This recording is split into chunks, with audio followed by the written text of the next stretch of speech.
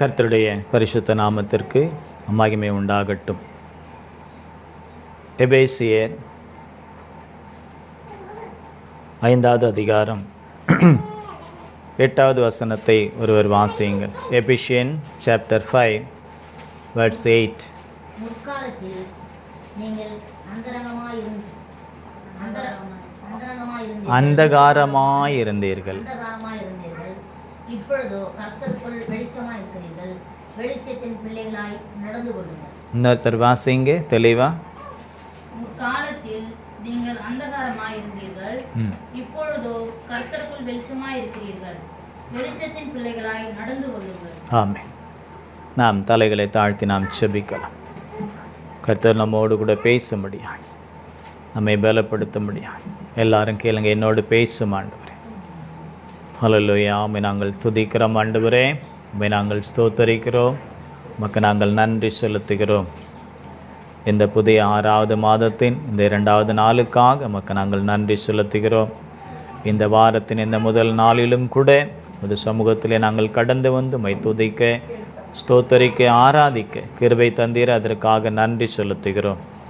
இப்பொழுதும் கூட இந்த எபேசியர் 5வது அதிகாரம் இந்த 8வது வசனத்தின் மூலமாக நீர் எங்களோடு கூட பேசும்படியாக இந்த வசனத்திலே இருந்து, இந்த வார்த்தைகளிலே இருந்து நீர் எங்களை எவ்விதமாய் பலப்படுத்த, புது சிருஷ்டியாய் மாற்ற நீர் விரும்புகிறீரோ அவ்விதமாய் பரிசுத்த ஆவியானவர் நீங்கள் இந்த நேரத்தில் நம்முடைய வார்த்தையை கொண்டு, வசனத்தை கொண்டு எங்களை வணைந்து கொள்ள முடியாது.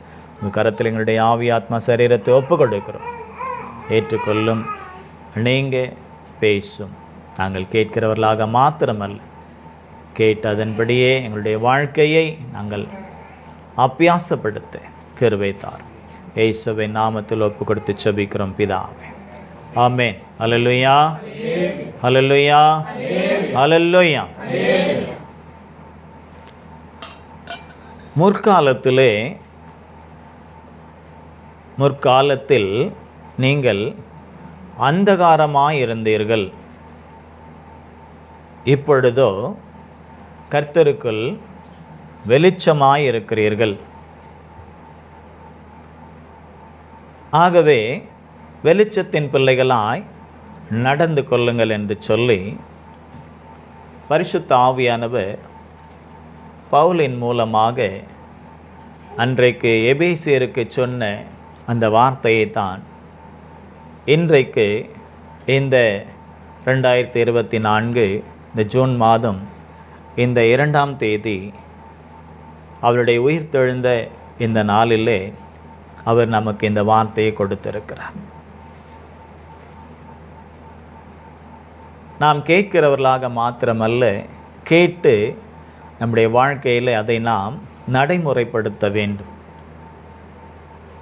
இதில் சொல்லப்பட்டிருக்கிறதான அந்த காரியம் முற்காலத்தில் அப்படின்னா, நம்ம எல்லோருக்குமே ஒரு முற்காலம் உண்டு. முந்தைய காலம், அதாவது நம்முடைய பிறப்பை குறித்து சொல்லும் பொழுது எப்போ பிறந்தீங்கன்னு கேட்டால் 1919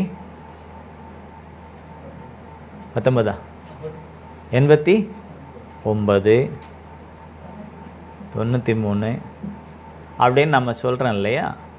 1989, 93, 1966, 1970, 65 சொல்கிறேன் இல்லையா. அப்படின்னா என்ன அர்த்தம்? கிறிஸ்து பிறந்து, இயேசு கிறிஸ்து பிறந்து 1965 ஆண்டுகள் கழித்து நான் பிறந்தேன் அப்படின்னு ஜெயந்தி சிஸ்டர் சொல்கிறாங்க. பிரகலாதன் என்ன சொல்கிறாரு? இயேசு கிறிஸ்து பிறந்து அவருடைய பிறப்புக்கு பிற்பாடு 1989 ஆண்டுகள் கழித்து நான் பிறந்தேன் அப்படி அப்படின்றாங்க. அப்போ இந்த 1989, 65, 66, 70, 80 இல்லை இப்போ 2000 கிட்ஸ் அப்படின்னு சொல்கிற மாதிரி 2000, 2001, 2, 3, 4 இந்த 24 வரலாம். இப்போ யாரும் பிறக்கல. 24 இல்லை ரூபன் 24 பிறக்கலையே. 2000 நான் சொன்னது இப்போ 24 23 23 டிசம்பர் பாரு. அவ கூட 24 அப்போ யாரும் இல்லை. இப்போ இந்த வருஷம் இன்னும் யாரும் இல்லை, வரல. சரி வருவாங்க, பார்த்துக்கலாம்.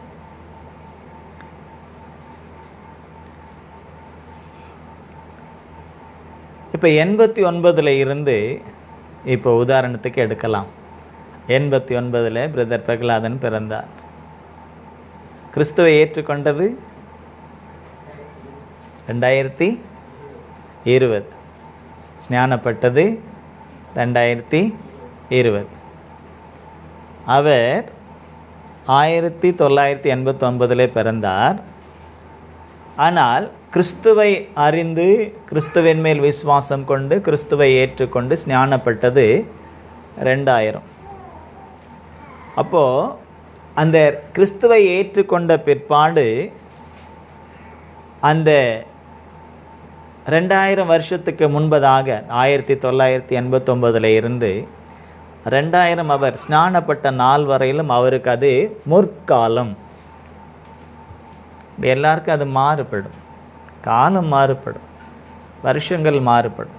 ஆனால் எல்லாருடைய வாழ்க்கையிலும் இந்த முற்காலம் என்று ஒன்று உண்டு. கிறிஸ்துவை அறிவதற்கு முந்தைய காலம். எப்படி இந்த உலகம் கிமு கிபி என்று வருகிறதோ, கிறிஸ்து பிறப்புக்கு முன் கிறிஸ்து பிறப்புக்கு பின் என்று, அதே போல் நமக்கும் கூட கிறிஸ்துவுக்குள் வந்ததற்கு, கிறிஸ்துவுக்குள் நாம் பிறப்பதற்கு முன் கிறிஸ்துவுக்குள் நாம் பிறந்ததற்கு பின் என்று சொல்லி 2 விதமான காலங்கள் நம்முடைய வாழ்க்கையிலும் உண்டு. அப்போ கிறிஸ்துவை ஏற்றுக்கொள்வதற்கு முந்தைய காலம் முற்காலம், கிறிஸ்துவை ஏற்றுக்கொண்டதற்கு பிந்தைய காலம் பிற்காலம், நடைமுறை. அப்போது இந்த கிறிஸ்துவை ஏற்றுக்கொள்வதற்கு முந்தைய அந்த முற்காலத்தில் நாம் எப்படி இருந்தோம்னு சொல்லப்படுகிறது? அந்தகாரம். அந்தகாரம்னா என்ன? ஏதோ ஒரு காரம் ஸ்வீட்டுன்னு நினைக்கிறீங்களா? அந்தகாரம்னா என்ன? சாதாரண இருள் அல்ல, அது சாதாரண இருள் அல்ல, நாம் காண்கிற இந்த இருள் அல்ல. அந்தகாரம் என்பது நாம் காண்கிற இந்த இருளை விட மோசமானது.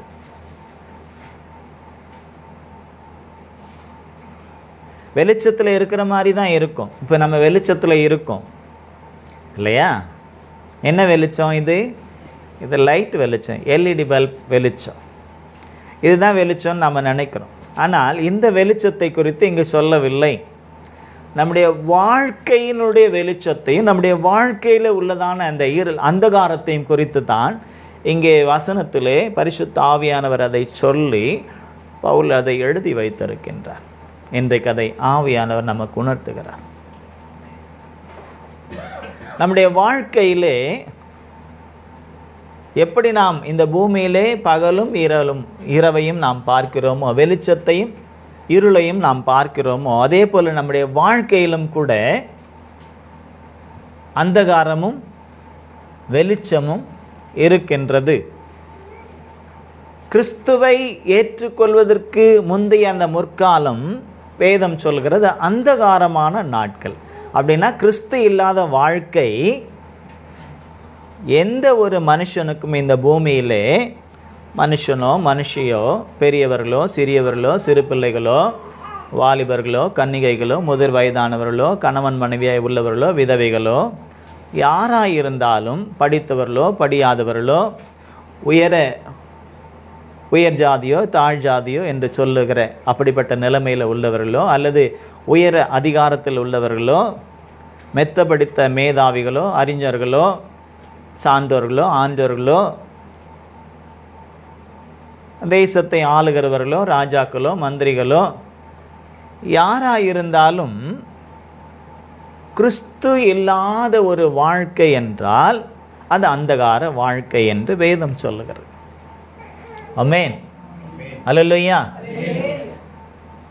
கிறிஸ்து, ஒரு மனுஷனுக்குள்ளே கிறிஸ்து இல்லை என்றால் கிறிஸ்துவை இரட்சகராக ஏற்றுக்கொள்ளவில்லை என்றால், கிறிஸ்துவை விசுவாசிக்கவில்லை என்றால், அந்த வாழ்க்கை பூமியின் வெளிச்சத்திலே அவர்கள் இருந்தாலும் கூட வாழ்க்கை என்பது அந்தகாரம்,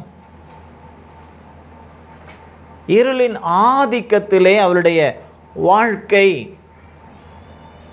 அது தனிப்பட்ட வாழ்க்கையாயிருக்கலாம், அல்லது குடும்ப வாழ்க்கையாயிருக்கலாம், சமுதாய வாழ்க்கையாயிருக்கலாம், எப்படிப்பட்ட வாழ்க்கையாகவும் இருக்கலாம். ஆனால் கிறிஸ்து இல்லாத வாழ்க்கை ஒரு மனுஷனுக்கோ அல்லது ஒரு குடும்பத்திற்கோ அது என்னவா? அந்தகாரம் என்று சொல்லப்படுகிறது. இருளான ஒரு வாழ்க்கை, அதுவும் சாதாரண நாம் காண்கிற இருள் அல்ல, மோசமான இருளின் அதிகாரம் என்பது மோசமான விளைவுகளை விளைவிக்கக்கூடிய ஒன்று.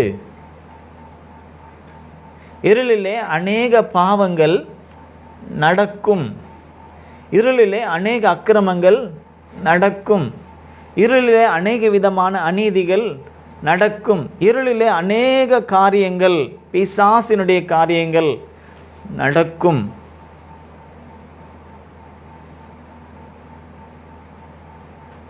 நான் கேள்விப்பட்டிருக்கேன், அமாவாசை நாளிலே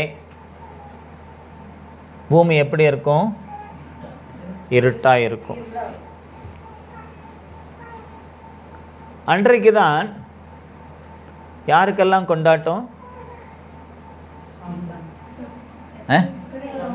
திருடுறவங்களுக்கு கொண்டாட்டமா? சரி, வேற? சாத்தானுக்கு கொண்டாட்டம். வேற? மனுஷர்கள் மந்திரவாதிகளுக்கு கொண்டாட்டம். ஏன்னா அன்னைக்கு தான் அவங்க அந்த இருளில் போயிட்டு நிறைய காரியங்களை எல்லாம் செய்வார்கள் என்று கேள்விப்பட்டிருக்கிறேன். செய்தா பலிக்குமா? ஆனால் எலிசபெத்துக்கு விரோதமாக தொட்டன்னா செய்தது பலிக்கவில்லை. ஏனென்றால் எலிசபெத் வெளிச்சத்தின் பிள்ளையாய் இருந்தார்கள். தொட்டன்னா அப்போ இயேசு அவரை தொடாததற்கு முன்பு அந்தகாரத்தின் பிள்ளையாய் மந்திரவாதியாய் இருந்தார். அந்தகாரத்தின் பிள்ளையாய் இருந்த மந்திரவாதி செய்த கிரியைகள் அந்தகாரத்தில் உள்ளவர்களுக்கு பலித்தது. ஆனால் வெளிச்சத்தில் இருந்த அவருடைய பிள்ளையாக எலிசபெத்துக்கோ அது என்ன செய்யலை? பலிக்கலை. மாறாக தொட்டன்னாவை அது மறுபடியும் தொட்டது. தொட்டன்னா விழுந்தார், இயேசுவை ஏற்றுக்கொண்டார், சாட்சியாய் மாறினார். அல்லேலூயா. இதுதான் அந்தகாரத்தில் உள்ளவர்களுக்கும் வெளிச்சத்தில் உள்ளவர்களுக்கும் உள்ள வித்தியாசம்.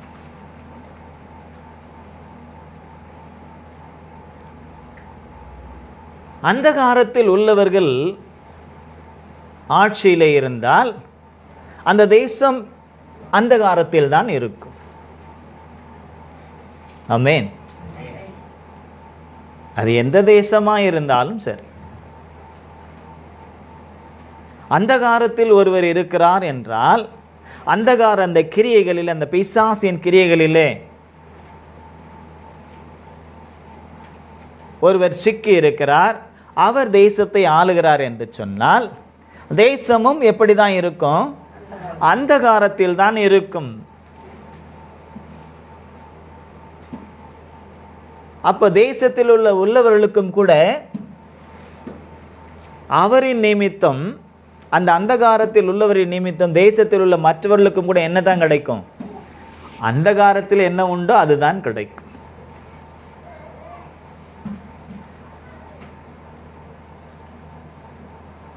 அதே போல ஒரு குடும்பத்தை நடத்துகிறவர்கள் கவனிங்க, ஆணாயிருந்தாலும் பெண்ணாயிருந்தாலும், தலைவனாயிருந்தாலும் தலைவியாயிருந்தாலும், சம்பாதிக்கிறவங்களா இருந்தாலும் சம்பாதனை இல்லாதவங்களாக இருந்தாலும், வேலைக்கு போகிறவங்களாக இருந்தாலும் போகாதவங்களாக இருந்தாலும், பிஸ்னஸ் பண்ணுறவங்களாக இருந்தாலும் பண்ணாதவங்களாக இருந்தாலும், படிக்கிறவங்களாக இருந்தாலும் படியாதவங்களாக இருந்தாலும், படித்து கொண்டு இருக்கிறவங்களாக இருந்தாலும், யாராக இருந்தாலும் அந்தகாரத்தில் இருப்பீர்கள் என்று சொன்னால் அவர்களின் நிமித்தம் மற்றவர்களுக்கு அந்தகாரத்தின் கிரியைகள் தான் வெளிப்படும். ஆமென். ஒருவர் ஒரு குடும்பத்தின் தலைவர், அந்தகாரத்தின் கிரியைகளிலே இருக்கிறார் என்று வைத்து கொள்ளுங்கள். அந்தகாரத்தின் பிசாசின் கிரியைகளிலே, பாவ கிரியைகளிலே, சாப கிரியைகளிலே, விபச்சார கிரியைகளிலே சிக்கி சின்ன பின்னமாகி அநீதத்தின் கிரியைகளிலே அவர் இருக்கிறார்னா அந்த குடும்பம் எப்படி இருக்கும்? சந்தோஷமா இருக்குமா? அந்த ஒருவர் நிமித்தம் முழு குடும்பமே எப்படி தான் இருக்கும்? அந்தகாரத்தில் இருளிலே இருப்பதை போல் தான் இருப்பார்கள். சந்தோஷம் இருக்காது. இருளின் வெளிச்சத்தின் கிரியைகள் சந்தோஷம் இருக்காது, சமாதானம் இருக்காது, அன்பு இருக்காது, பாசம் இருக்காது, நல்ல குணங்கள் இருக்காது, நன்மைகள் இருக்காது. அந்தகாரத்தில் இல்லை என்னெல்லாம் இருக்குமோ, பயம் இருக்கும், நடுக்கம் இருக்கும், பிரச்சனைகள் இருக்கும், போராட்டங்கள் இருக்கும். பல்ல பிடுங்கிட்டு ஏற்கனவே ஒரு யோசனை அவர் மண்டையில் ஓடிக்கிட்டு இருக்கு. அந்த நேரத்தில் இன்னொருத்தவங்க வந்து ஆமான்னும் போது அது என்ன ஆகும்? அதுதான் இப்போவோ அப்போவோன்னு இழுக்கு பறிச்சுட்டு இருக்கவங்கிட்ட போயிட்டு அங்கே ஒருத்தன் அப்படி தான் எல்லாம் பட்டுன்னு போயிட்டானும் போது 2 நாள் பொறுத்து போகிறது கூட என்ன ஆகும்? அவங்க வார்த்தையினால். அப்போ அப்படிப்பட்ட வார்த்தைகள் எல்லாம் கூட அந்தகார கிரியைகளுடைய வார்த்தைகள். வெளிச்சத்தினுடைய வார்த்தைகள் எப்படி இருக்கும்? இழுத்து பறிச்சுக்கிட்டு இருந்தாலும் கூட, மரணத்தோடு போராடி இருந்தாலும் கர்த்தர் உங்களுக்கு சுகத்தை கொடுப்பார், உங்களுக்கு ஜீவனை கொடுப்பார்னு சொல்லும்பொழுது ஒரு புதிய தெம்பும் புதிய ஒரு பலமும் ஒரு புதிய உயிர் மீட்சியே உண்டாகும். ஆமென். அல்லேலூயா, அல்லேலூயா. அதனால தான் வசனம் சொல்லுகிறது, நாவின் அதிகாரத்தில் என்ன இருக்கான்? வல்லமையா? ஜீவனும் இருக்கு, மரணமும் இருக்கு. ஜீவன் என்பது வெளிச்சம், மரணம் என்பது அந்தகாரம்.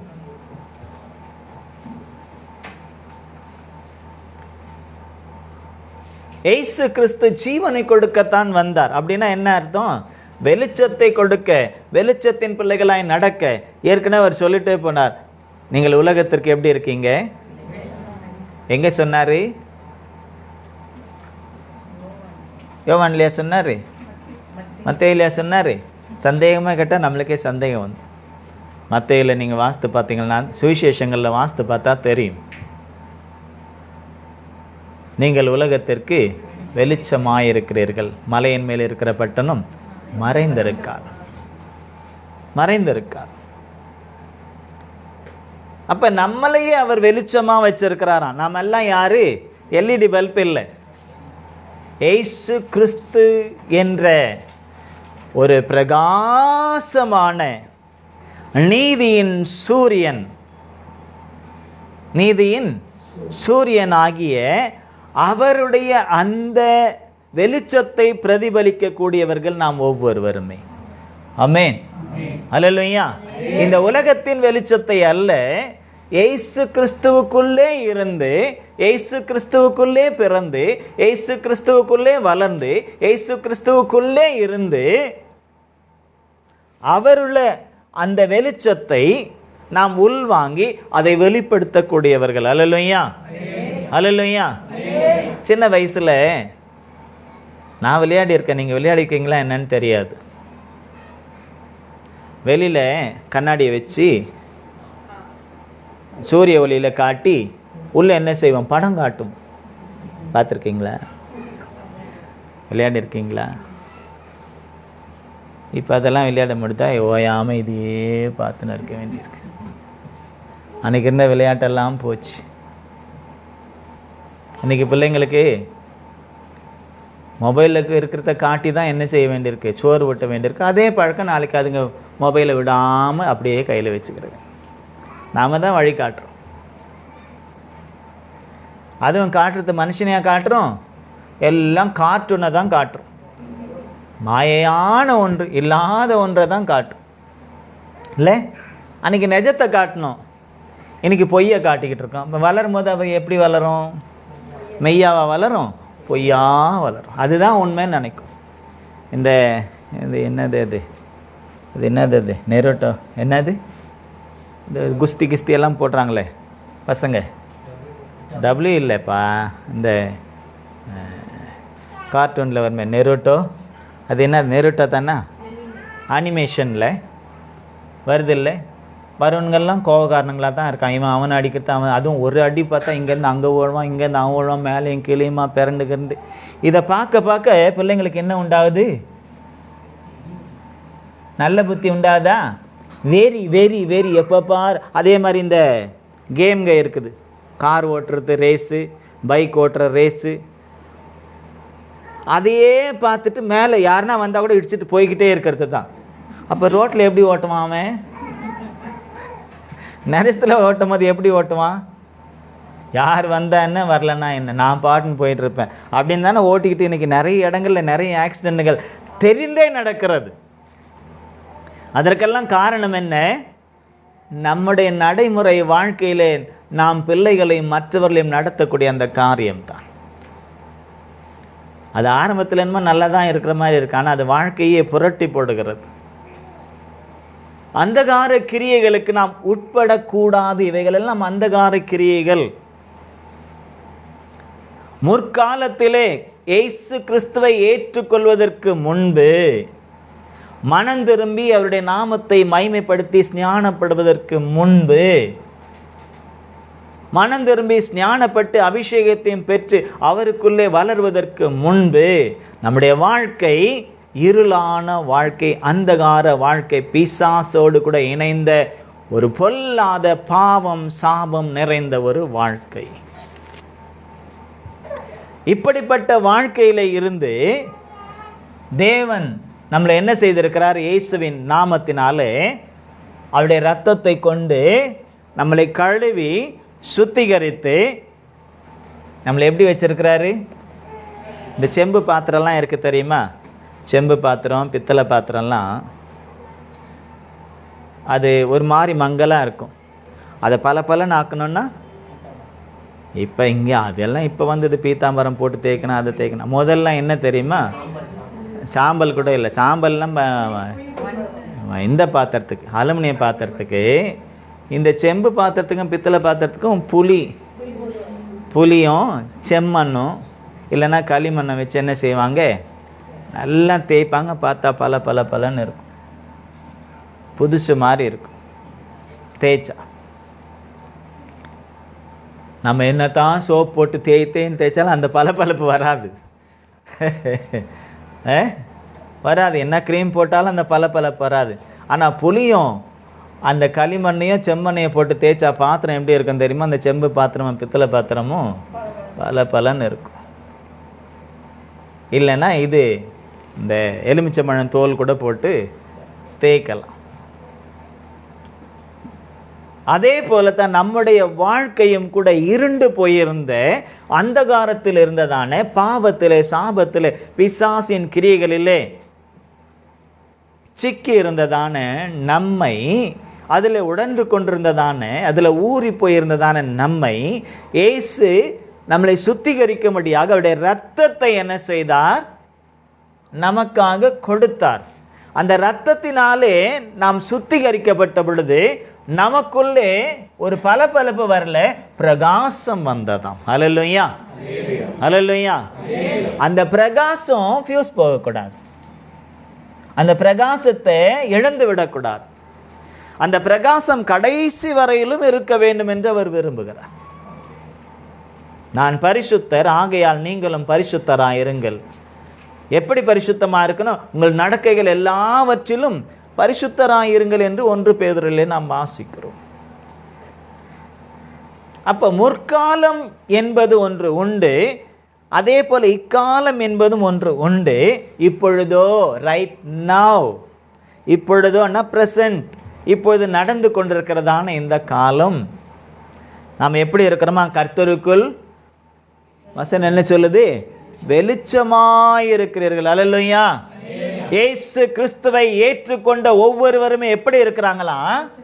வெளிச்சமாயிருக்கும். சொல்லுங்க எல்லாரும், இயேசு கிறிஸ்துவை ஏற்றுக்கொண்ட ஒவ்வொருவரும் வெளிச்சமாயிருக்கிறோம். பக்கத்தில் இருக்கவங்களை பார்த்து கையை பிடிச்சி கேளுங்க, நீங்க வெளிச்சமா இருக்கீங்களா? கேளுங்க.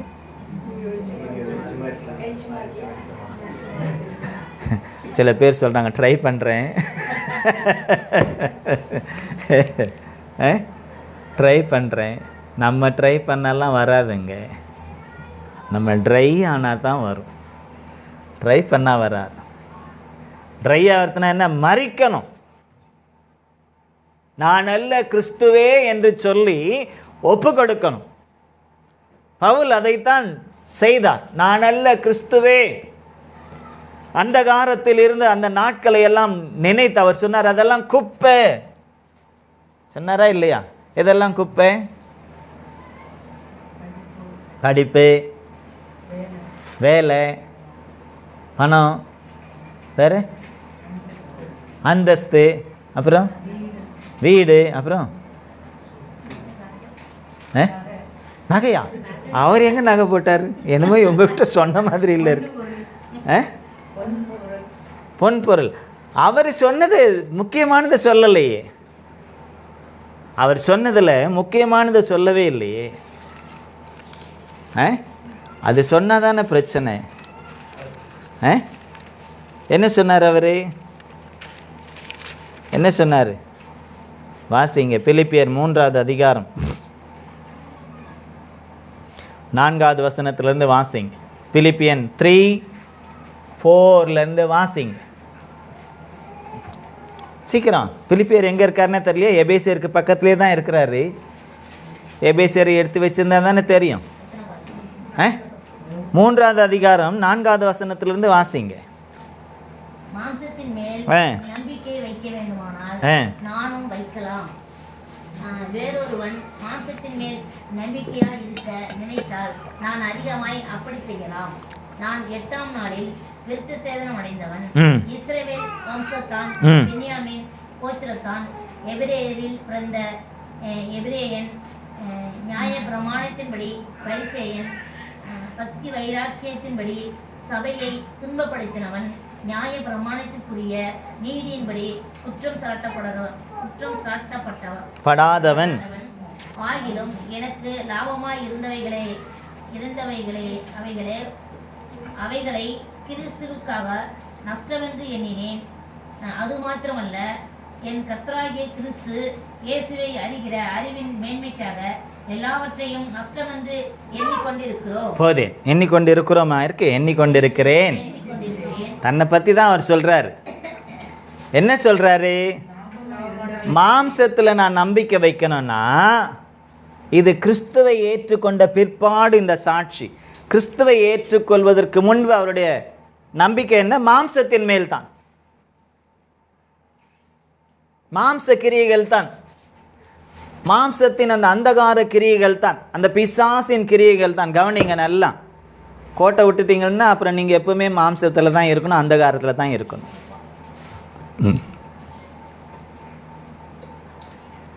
கிறிஸ்துவை சந்திப்பதற்கு முன்பு, கிறிஸ்து அவரை சந்திப்பதற்கு முன்பு அவர் மாம்ச கிரியைகளை, அந்த அந்தகார கிரியைகளிலே இருந்தார். அவர் சொல்றார், இயேசுவை ஏற்றுக்கொண்ட பிற்பாடு இப்போது சாட்சி மாறுகிறது. மாம்சத்தின் மேல் நம்பிக்கை வைக்க வேண்டும் என்றால் நானும் வைக்கலாம். எப்படின்னா, நான் அப்படியெல்லாம் நான் வச்சிருந்தேன் அப்படின்னு அவரே ஒரு ஸ்டேட்மெண்ட் கொடுக்கிறார். எப்படி என்றால், நான் 8ஆம் நாளில் விருத்த சேதனம் அடைந்தவன். 8ஆம் நாளில் அப்படின்னா பரம்பரை கிறிஸ்தவன் இன்னைக்கு சொல்றாங்க பாருங்க சில பேர். எப்படி? நாங்கெல்லாம் யாரு? பரம்பரை கிறிஸ்தவங்க. நீங்கெல்லாம் பாதியில் வந்த கிறிஸ்தவங்க அப்படின்னு சொல்றாங்கல்ல, அந்த பரம்பரை கிறிஸ்தவங்கன்னு சொல்றவங்கள அதுவே அந்தகாரம் தான். அதுவே மாம்சத்தில் இருக்கக்கூடிய பிசாசின் கிரியை தான். அதுல என்ன நம்பிக்கை இருக்கு? பரம்பரையா ஒரு கிறிஸ்தவ குடும்பத்தில் பிறந்துட்டா பரலோகத்துக்கு போயிட முடியுமா? முடியாது. அடுத்து அவர் சொல்றாரு, இஸ்ரவேல் வம்சத்தான். எப்படி? நாங்க என்ன ஜாதி? இஸ்ரவேல் ஜாதி. நீங்க என்ன ஜாதி? ஹலோ, இது எப்போ? அந்தகார கிரியைகளிலே இருக்கும் பொழுது. அந்தகார கிரியையில இருக்கும் பொழுது. இன்னைக்கு நாங்க வெளிச்சத்தின் பிள்ளைகள்னு சொல்லிக்கிட்டே நிறைய பேர் அந்தகார கிரியையிலே தான் இருக்கிறாங்க. ஜாதியை விட மாட்டேன்றாங்க. கல்யாணம் வந்துச்சோ நம்ம ஜாதிக்குள்ளவே பாருங்க. பொண்ணு எப்படி இருக்கணும்? நம்ம ஜாதியா. மாப்பிள்ளை எப்படி இருக்கணும்? நம்ம ஜாதியா. நம்ம என்ன ஜாதின்னு நிச்சயமாக யாருக்குமே தெரியாது. தெரியுமா? இப்போ இருக்கிற ஜாதிங்கெல்லாம் ஜாதியே இல்லை. ஆதாம் கிட்ட போகணும் நாம். போடு நல்லா பைபிளாக வைக்கணும், இல்லைன்னா அடி விழும். சரியா புரியுதா? இது பரிசுத்தமானது, ஸ்கூல் புக் இல்லை.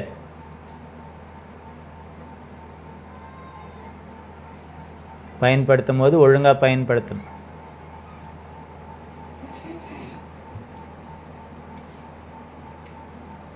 ஜாதி வெறி இன்றைக்கும் கிறிஸ்தவர்களுக்குள்ளே இருக்கிறது.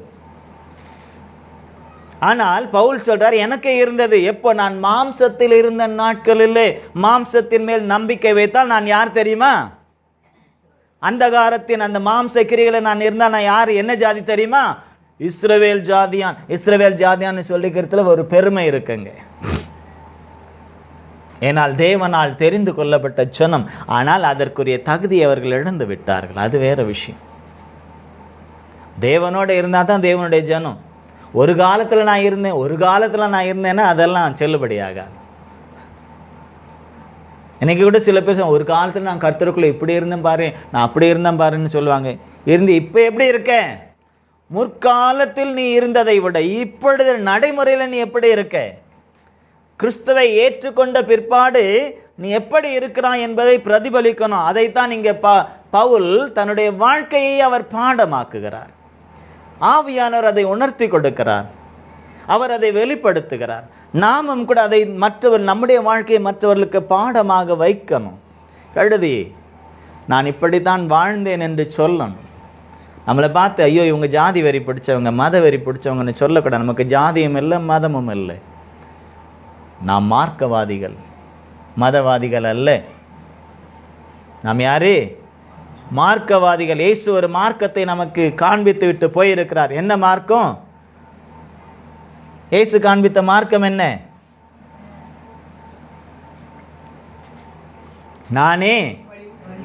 நான் தான் வழி. எதுக்கு வழி? சத்தியத்துக்கா? நான் தான் வழி. எதுக்கு? பிதாவின் அண்டையில் வந்து சேர்வதற்கு நான் தான் வழி. இந்தியாவுக்குள்ள வர்றதுக்கு நிறைய வழி இருக்கு. மற்ற தேசங்கள்லேருந்து இந்தியாவுக்குள்ள வர்றதுக்கு நிறைய வழி இருக்கு. சில பேர் உலகத்தில் சொல்லுவாங்க நிறைய மதங்கள் இருக்கு, ஏதாவது ஒன்றில் இருந்து பரலோகம் போயிடலான்னு. போக முடியாதுங்க.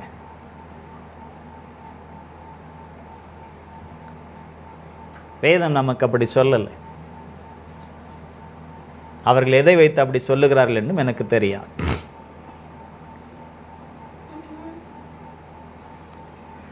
இயேசு நமக்கு ஒரு மார்க்கத்தை தான் உண்டு பண்ணிட்டு போனாரு, ஒரு வழியை தான் காண்பிச்சுட்டு போயிருக்கிறாரு. அந்த வழியை அவர் தான் சொல்லிட்டு போயிருக்கிறாரு. நான் தான் வழி, நான் தான் வாசல். வாசல்னு எங்க சொன்னாரு? அவன் கூட பதில் சொல்றான், பரலோக வாசல். நான் தான் வாசல்னு சொன்னாரு. எந்த இடத்துல சொன்னாரு? எங்க எழுதப்பட்டிருக்கிறது? இல்லை, சும்மா மத்தேயுவை கூப்பிட்டு அவர் சொல்லுவார், நான் சொல்லவே இல்லைன்னுவார். யோவான் தான் எழுதியிருக்கிறார். யோவான் 10வது அதிகாரத்தை நீங்கள் வீட்டில் போயிட்டு வாசித்து பார்த்தா தெரியும். நானே வாசல். யாருக்கு? ஆடுகளுக்கு நான் தான் வாசல். அவருக்குள்ள தான் நடந்து போகணும். அவர்தான் வழியும், அவர்தான் வாசலும், அவர்தான் கொண்டு போய் சேர்ப்பவரும் அவர்தான். ஆகவே அவர் சொன்னாரு, நானே வழி, நானே சத்தியம், நானே ஜீவன், என்னை இல்லாமல் ஒருவனும் பிதாவினிடத்திலே. எங்க இருக்கு இந்த வசனம்? டக்குன்னு எடுத்து வாசிக்க வேண்டாமா? எங்க இருக்கு? பேன்னு முடிச்சா வேதத்தை வாசிக்கணும். வீட்டில் இருக்கும் பொழுது வேதத்தை வாசிக்கணும். எங்கே இருக்கு? யோவான் 17வது அதிகாரத்தை எடுத்து வாசித்து பாருங்க.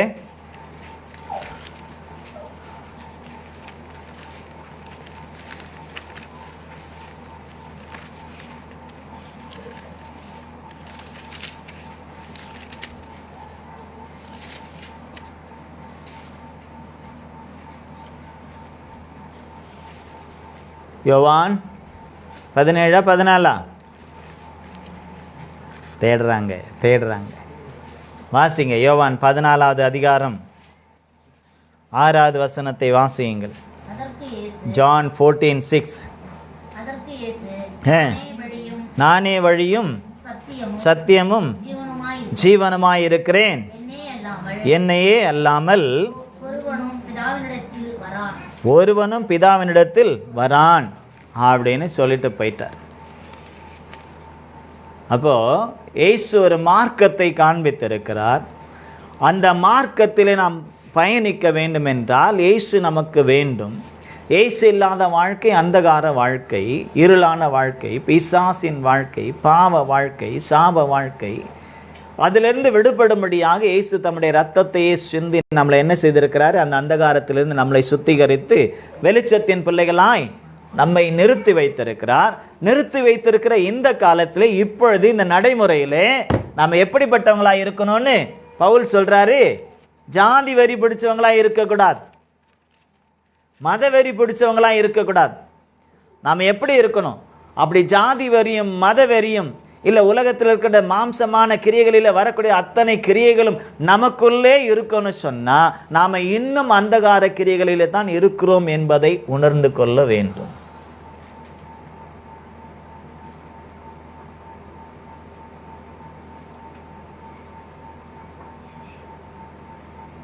உண்மையிலே இப்பொழுது இருக்கக்கூடிய ஜாதிகள் அல்ல, எல்லாம் கலப்பு தான்.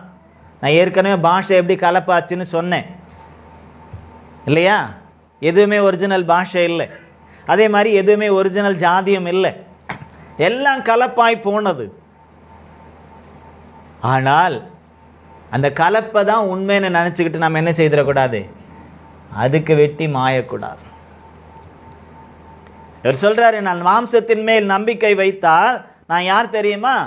பரம்பரை கிறிஸ்தவம், பரம்பரை யூதம், பரம்பரை இஸ்ரவேலன், பரம்பரை அப்படி என் பரம்பரை இப்படி.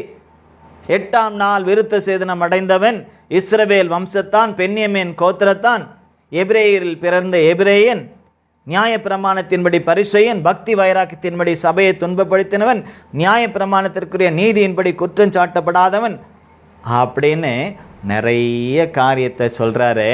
இதெல்லாம் என்னங்க, இன்னைக்கும் இது கிறிஸ்தவ வட்டாரத்தில் கர்த்தருடைய பிள்ளைகளுக்குள்ள அப்படின்னு கர்த்தருடைய பிள்ளைகள் என்று நினைத்து கொண்டிருக்க ஊழியர்களும் சரி, கர்த்தருடைய ஊழியர்கள் தான் என்று நினைத்து கொண்டிருக்கவங்களும் கூட இன்னைக்கு நிறைய பேர் இந்த ஜாதி வெறியை பிடிச்சிக்கிட்டு தங்களுடைய குலப்பெருமை, கோத்திர பெருமை, அந்த ஜாதியில் இந்த குலம் இந்த கோத்திரம்னு இருக்குது, அதையெல்லாம் பிடிச்சிக்கிட்டு, ஊர் பெருமையை பிடிச்சிக்கிட்டு, மொழி பெருமையை பிடிச்சுக்கிட்டு என்னைக்கும் கூட இந்த கிரியைகள் இருக்கிறது என்று சொன்னால் பவுல் சொல்வார், இது அந்தகாரத்தின் கிரியைகள். அல்லேலூயா, அல்லேலூயா, அல்லேலூயா. நம்ம யார் என்றத ஒன்னே ஒன்று தான் சுட்டி காண்பிக்கணுமா? நம்ம யார் என்றத ஒன்னே ஒன்று தான் சுட்டி காண்பிக்கணுமா? அது என்ன தெரியுமா? அது என்ன தெரியுமா? யோவான்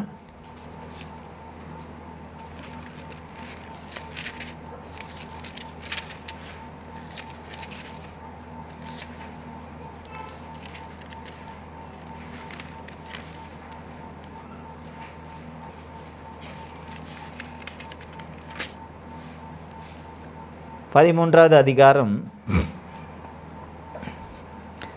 35வது வசனத்தை வாசிங்க. என்னது அது தூங்கிக்கினே வாசிக்கிறது? சத்தமா இல்லை வாசிக்கணும், தெம்பா இல்லை வாசிக்கணும். நீங்கள் ஒருவரில் ஒருவர் அன்புள்ளவர்களாய் இருந்தால் அதனால் நீங்கள் என்னுடைய சீஷர்கள் என்று எல்லோரும் அறிந்து கொள்வார்கள். அல்லேலூயா. நம்மளை யாருன்னு அறியணுமா? நாடாரு, பல்லரு, பறையரு, சக்கிலி, மண்ணா, கோணா, வெள்ளால, வெளுத்து போனவன், அது ஆப்பிரிக்காவுக்கு தான் போகணும். அது ஊர் பெருமை. நாங்கள் திருநெல்வேலி, நாங்கள் நாகர்கோயில், நாங்கள் கன்னியாகுமரி, நாங்கள் மதுரை, நாங்கள் சென்னை, உளுந்தூர்பேட்டையா? ஆமாம்.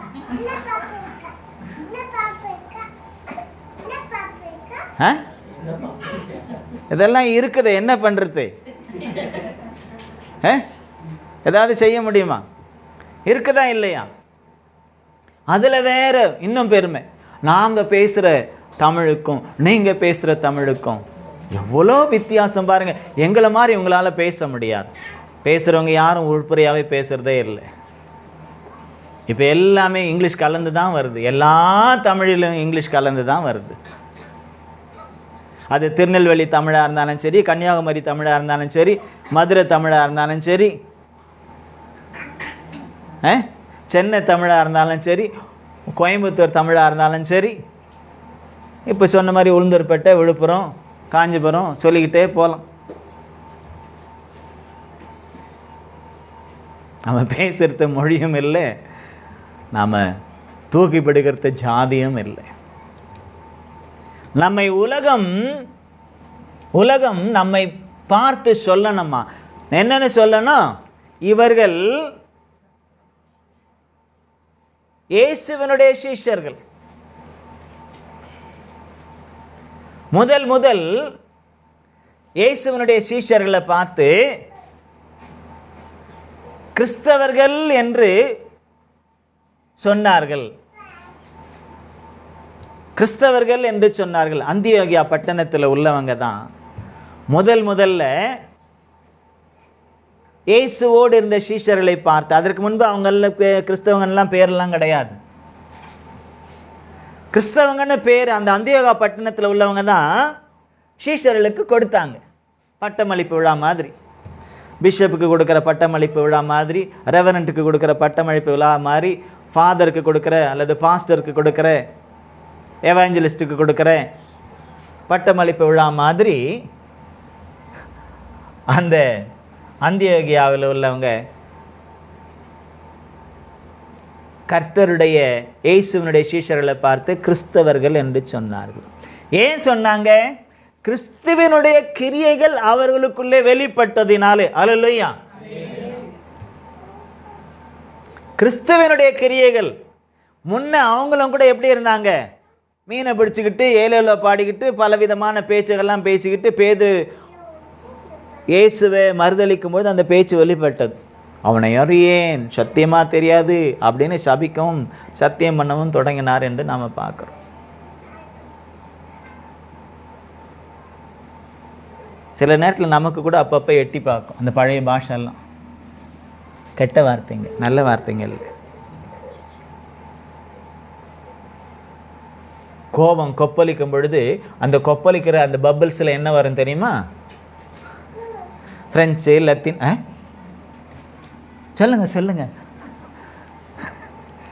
கோபம் கொப்பளிக்கிற அந்த கொப்பல் அந்த பபிள்ஸில் என்ன வரும் தெரியுமா? கெட்ட வார்த்தைகள் வரும், பொய்யான வார்த்தைகள் வரும், அடுத்தவர்களை துக்கப்படுத்தக்கூடிய வார்த்தைகள் வரும், அடுத்தவர்களை காயப்படுத்தக்கூடிய வார்த்தைகள் வரும். மிகாவேல் பிசாசியே தூஷணமா என்ன செய்யலையா? தூஷிக்கலையாம். பிசாசியே தூஷணமா தூஷிக்காத ஒரு தூதன் மிகாவேல் தூதன். பிசாசை மேற்கொள்ளக்கூடிய அந்த வீரமும் இருக்கு, அந்த பவரும் இருக்கு. ஆனாலும் பிசாசை அவர் என்ன செய்யலையா? தூஷணம் நாமளாக இருந்தால் என்ன செய்வோம்? காலில் போட்டு மதிக்க மாட்டோம், செய்ய மாட்டோம். அவர் செய்யலை. கர்த்தர் உன்னை கடிந்து கொள்வாராகன்னு தான் சொன்னார். நம்ம வாயிலிருந்தெல்லாம் என்னெல்லாம் வருது?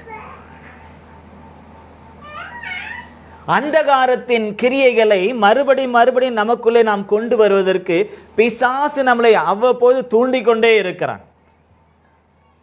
அதற்கும் நாம் அப்பப்போ கேட்டை ஓப்பன் பண்ணி என்ன செய்கிறோம்? நாம வா வா வான்னு யாரை கூப்பிடுறோம்? வெல்கம், வாரும் தூய ஆவியானவரன் ஆராதனைக்கு வந்து கூப்பிடுறோம்.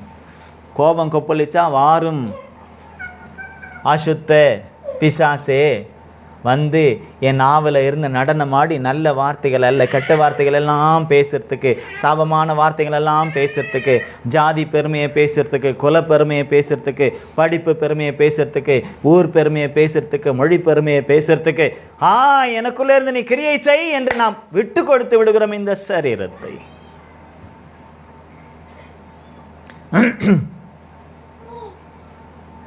வசனம் சொல்லுகிறது நாம யாரா?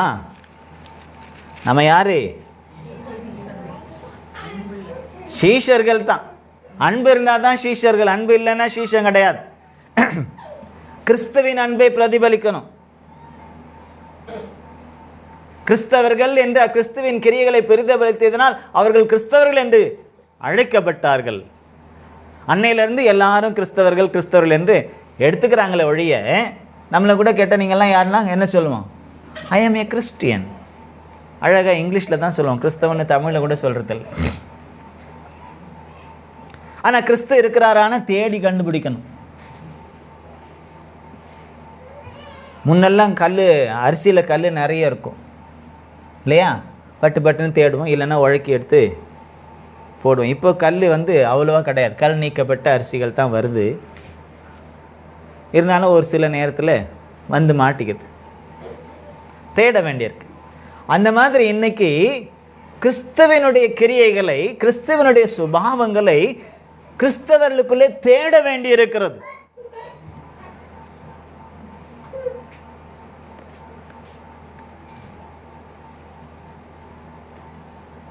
ஊழியர்களே கூட ஜாதி வரி படித்த ஊழியர்கள் இருக்கிறார்கள். தம் பிள்ளைங்களுக்கு திருமணம் வரும்பொழுது அந்த ஜாதி வரி அவங்க காட்டுறாங்க. அதே ஜாதியில் தான், அவங்க என்ன ஜாதி அதே ஜாதி. அவங்க என்ன ஜாதின்னு முதல்ல அவங்களுக்கு இது இப்போ இருக்கிற ஜாதி உண்மையான ஜாதி இல்லைன்னு அவங்க புரிஞ்சுக்கிறதுக்கு வேதத்தின் அறிவு இல்லை.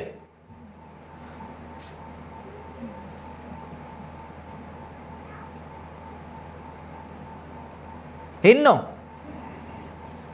அதுவும் நம்ம சவுத்தில் அதிகம் ஊழியர்களாக இருந்துக்கிட்டே அவங்க பண்ணுற காரியங்கள் இருக்குது பாருங்க.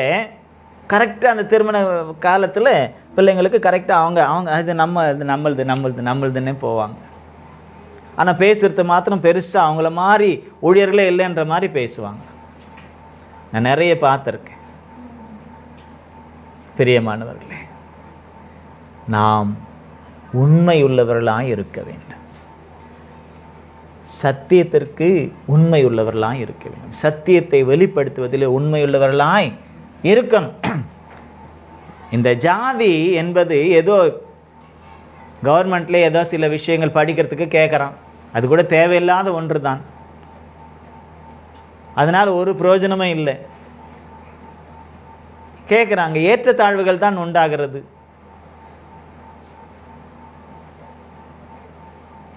சில வேலை ஸ்தலங்களிலும் கூட கேட்குறான், அந்த இடத்துல கூட ஏற்றத்தாழ்வுகள் அவங்க கரெக்டாக என்ன சொல்கிறாங்க, மிங்கிள் ஆகிடுறாங்க, தனித்தனியாக சேர்ந்துக்கிறாங்க. சில பேர் சேராதவங்களும் இருக்காங்க. அப்போ அந்த அந்தகாரத்தின் கிரியைகளை நாம் விட்டொழித்து இப்பொழுது நாம் எப்படி இருக்கணுமா? கர்த்தருக்குள் வெளிச்சமாக இருக்கிறீர்கள் என்று சொன்னால், வெளிச்சம்னா வெளிச்சம் தான். இப்போ இந்த இடத்துல இருளை தேடலாமா? தேடுங்க பார்க்கலாம், காட்டுங்க இருள் எங்கே இருக்குன்னு. அவர் நிழலை பார்த்து அங்கே இருக்குதுன்றாரு. அது அங்கே கொஞ்சம் மூலையில் இருக்கலாம், கண்ணுக்கு தெரியுதா? நிழல் வேறு இருள் வேறு.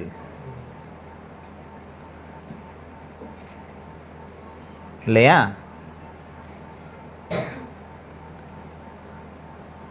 அதுபோல நாம் வெளிச்சமாய், கர்த்தருக்குள் வெளிச்சமாய் இருக்கணும்னா நமக்குள்ள அந்த இருளின் கிரியைகளை, இருளின் அந்தகார கிரியைகளை, இருளின் அந்த பிசாசின் கிரியைகளை, இருளின் அந்த மாம்ச கிரியைகளை தேடணுங்க. தேடி தேடி அழுத்து போனோம். யார்? மற்றவங்களும் அழுத்து போனோம். முதலாவது நாம தேடணும். ஞானியின் கண்கள் யார் முகத்திலையா? அவன் முகத்தில். இப்போ மற்றவங்களுக்கெல்லாம் அஞ்ஞானியினுடைய கண்கள்லாம் வேற முகத்திலையா இருக்கு? கண்டிப்பாக வேற முகத்தில் தான் இருக்கு. அவன் கண்ணெல்லாம் அடுத்தவங்கள தான் பார்க்கும். அவங்க எப்படி, இவங்க எப்படி, இவங்க எப்படி, இவங்க தன்னை எப்படின்னு பார்க்க மாட்டான். ஆனால் ஞானி என்ன செய்வானா? முதலாவது தன்னை நோக்குவானா. தனக்குள்ளே என்ன இருக்கிறது, தனக்குள்ளே என்ன பிரச்சனை இருக்குது, தனக்குள்ளே என்ன பாவம் இருக்குது, தனக்குள்ளே என்ன பிரியமில்லாத காரியங்கள் இருக்குன்னு தன்னை நோக்குவன் தான் ஞானி, அடுத்தவனை நோக்குபவன் அல்ல. நாம் ஞானிகள். ஆமென். நம்மை நாமே நிதானித்தறிந்தால் நாம் ஞானிகள். நியாயத்தீர்ப்பும் கிடையாதுன்னு வேதம் சொல்லுது. ஆமென். நம்மை நாமே நிதானித்தறிந்தால் நமக்கு என்ன இல்லை? நியாயத்தீர்ப்பு இல்லை. அப்ப நம்மை நாமே நிதானித்தறிந்து நாம் ஞானிகளாக வேண்டும். அஞ்ஞானிகளைப் போல அடுத்தவருடைய கிரியைகளையும் நோக்கிக்கிட்டு விழுந்து போகக்கூடாது. ஹல்லேலூயா, ஹல்லேலூயா, ஹல்லேலூயா. தேவனுடைய நாமம் மகிமைப்படுவதாக. இப்பொழுது நாம் கர்த்தருக்குள் வெளிச்சமா இருக்கிறோம். கர்த்தர் இல்லைன்னா நமக்கு வெளிச்சம் கிடையாது. ஏசு இல்லைன்னா நம்முடைய வாழ்க்கை அந்தகாரம் தான். இப்போ லைட்டு போச்சுன்னா அப்படின்னு நம்ம சொல்ல, லைட்டு போகாது, லைட்டு இங்கே தான் இருக்கும், ஆனால் கரண்ட்டு போகும். மின்சாரம் போச்சுன்னா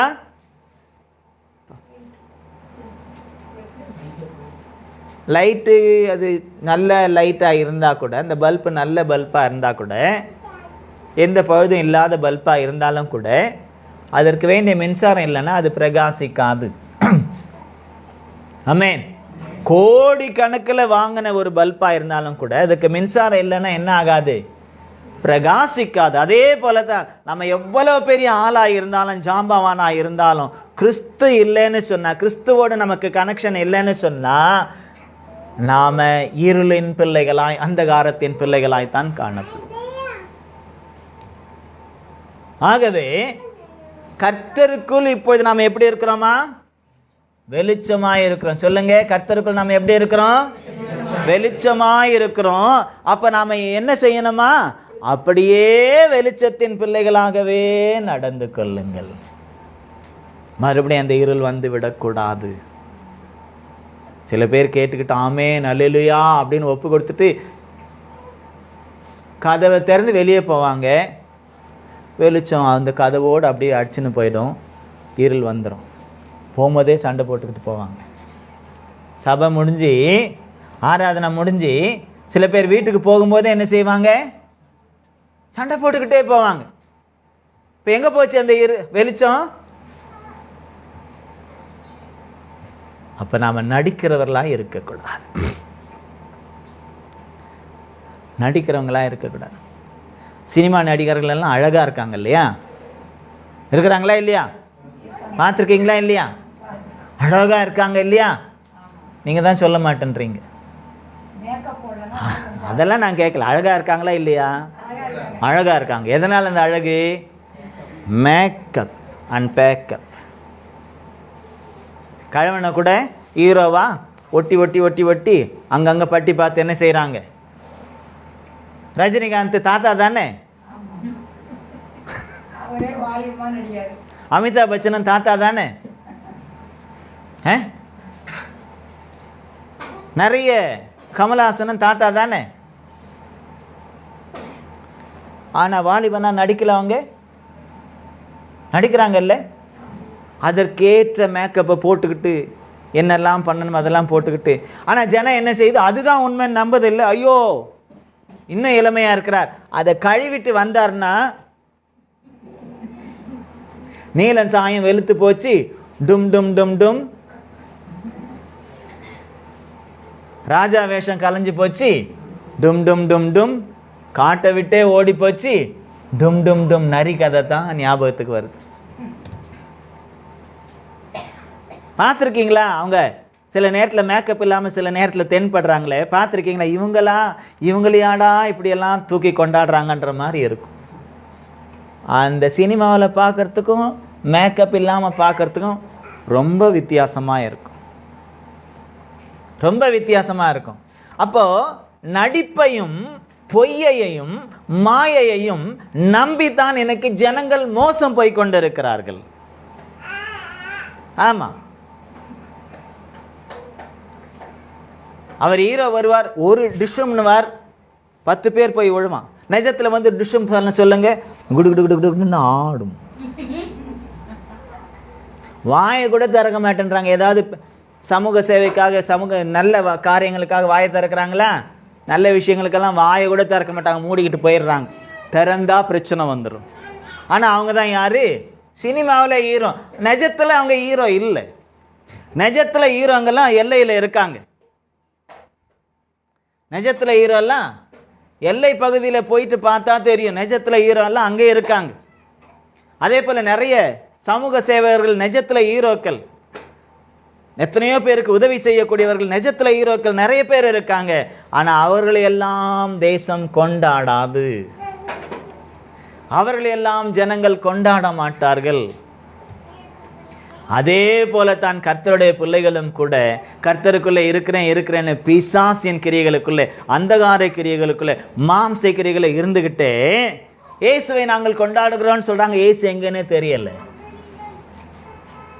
தங்கள் கிரியையில வெளிப்படுத்த முடியல, பேச்சில் வெளிப்படுத்த முடியல, பார்வையில வெளிப்படுத்த முடியல, நடக்கையில வெளிப்படுத்த முடியல.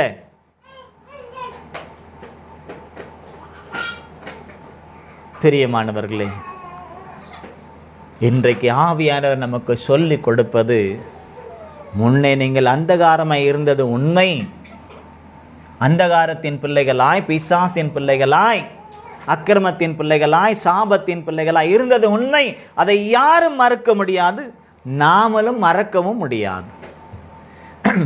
ஆனால் இப்பொழுதோ இயேசு உங்களுக்காக மரித்து, பலவிதமான பாடுகள் பட்டு, இரத்தம் சிந்தி, கடைசி சொட்டு இரத்தத்தையும் நமக்காக சிந்தி ஜீவனை கொடுத்து நம்மளை மீட்டெடுத்து புது சிருஷ்டியாய் அந்த அந்தகார கிரியைகளுக்கு நம்மளை நீங்களாக்கி ரட்சித்து நம்மளை புது சிருஷ்டியாய் மாற்றி வைத்திருக்கிறார். இப்பொழுது அவரை போல வெளிச்சத்தை கொடுக்கும்படியாக. ஆமென். கர்த்தருக்குள் நீங்கள் வெளிச்சமாய் இருக்கிறீர்கள். இயேசுவும் சொல்லிட்டு போனா, நீங்கள் உலகத்திற்கு வெளிச்சமாய் இருக்கிறீர்கள். அப்படின்னா என்ன அர்த்தம்? உலகம் இருட்டில் இருக்குன்னு அர்த்தம். ஏன் உலகம் இருட்டில் இருக்கு? இந்த உலகம் யார் கையில் இருக்கு?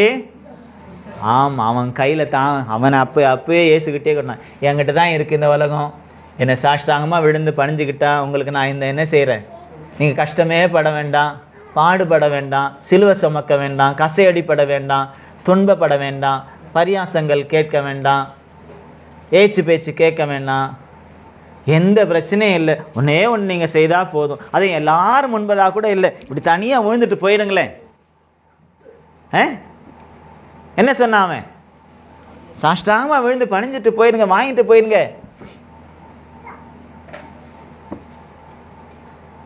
ஆனால் இயேசு அதற்கு ஒப்பு கொடுத்தாரா தன்னை?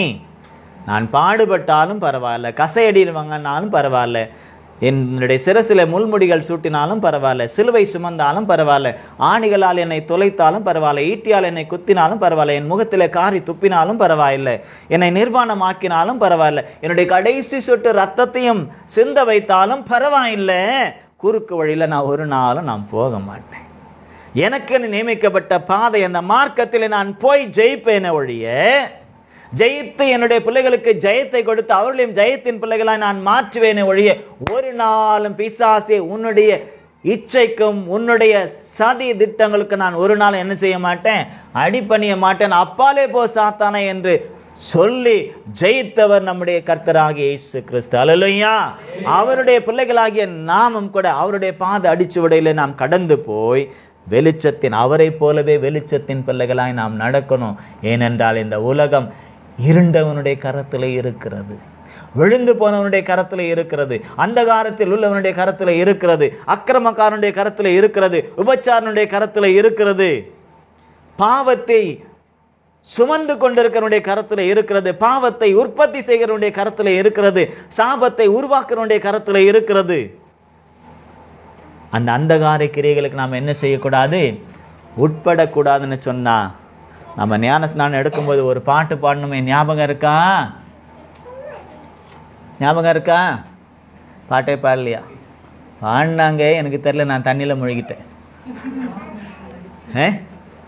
உலகம் என் பின்னே, சிலுவை என் முன்னே, உலகம் என் பின்னே, சிலுவை என் முன்னே, உலகம் என் பின்னே, சிலுவை என் முன்னே, பின்னோக்கே நான் பின்னோக்கே நான், பின்னோக்கே நான், பின்னோக்கே நான். இப்போ அதை தான் நம்ம பாடணும். முற்காலத்துக்கு நான் என்ன செய்ய மாட்டேன், அந்த முற்காலத்துக்கு நான் என்ன செய்ய மாட்டேன், திரும்ப மாட்டேன். பின்னோக்கேன், முன்னானவைகளை நாடி எனக்கு முன்பதாய் வைக்கப்பட்டிருக்கிற பந்தய பொருளை பெற்றுக்கொள்ளு. வழியாகிய இயேசுவை பற்றி கொண்டு, அவருடைய வார்த்தையாகிய சத்தியத்தை நான் பிடித்து கொண்டு, அவருடைய ஜீவன் எனக்குள்ளே விளங்குகிறபடினாலே அவரை நோக்கி அவர் நியமித்த பாதையிலே நான் ஓடுவேன். ஓடி நான் பந்தய பொருளை பெற்றுக்கொள்வேன் என்று அந்தகார கிரியைகளுக்கு நாம் உடன்படாமல் அதை எப்படி நாம் விட்டு வெளியே வந்து அவருடைய நாமத்தை மகிமைப்படுத்தி நம்மளை மீட்டெடுத்தாரோ அந்த மீட்டெடுப்பின் கிரியைகளிலே நாம் நடந்து தொடர்ந்து வெற்றி சிறக்க வேண்டும். அப்படி வெற்றி சிறக்கணும்னா நாம் எப்படி இருக்கணுமா, எப்போவுமே வெளிச்சத்தின் பிள்ளைகளாய் நடந்து கொள்ள வேண்டும். வெளிச்சத்தின் பிள்ளைன்னா யாரு, பரலோகத்திற்குரியவர்கள். அல்லேலூயா. அவர்களுக்குள்ள என்னெல்லாம் இருக்காது, அந்த அந்தகார வல்லமையின் கிரியைகள் பவுல் சொன்னதை போல எதுவுமே இந்த பூமிக்குரிய மாம்சத்துக்குரிய எதுவுமே இருக்காது. அதையெல்லாம் அவர் என்ன சொல்லிட்டாரு, குப்பை, நஷ்டம், அது குப்பை. குப்பையே என்ன செய்யணும், நம்ம வீட்டுக்கு முன்னால் வருது, என்ன வருது, ஆமாம் கச்சரா காடின்னு வருது, மியூசிக் போட்டுக்கினே வருது. அதுக்கு இருக்கிற மியூசிக் கூட நம்மக்கிட்ட இல்லை. மியூசிக் போட்டுனே கத்திக்கினே வருது, போட்டுடுறோம், எடுத்துன்னு போயிடுது. மறுபடியும் அவன் எடுத்துன்னு வந்து கொடுக்குறானா, இல்லை அது வேணும் நம்ம தேடுறோமா, இல்லை வேண்டாம். அதே போலத்தான் இந்த அந்தகார கிரியைகளை நாம் அகற்றிட்டு பவுலை போல பின்னானவைகளை மறந்து முன்னானவைகளை மாத்திரம் நோக்கி நாம் என்ன செய்யணும், பந்தய பொருளை பெற்றுக்கொள்ள தொடர வேண்டும். நான் அல்ல இனி வாழ்வது கிறிஸ்துவே என்றே நாம் வீட்டிலும் வெளியிலும் செல்லக்கூடிய ஒவ்வொரு இடத்திலும் நாம் வாழ்ந்து வெளிச்சத்தின் பிள்ளைகளாய் நாம் இந்த உலகத்திற்கு இயேசு என்ற அந்த வெளிச்சத்தை, அந்த ஒளியை பிரதிபலிக்க வேண்டும்.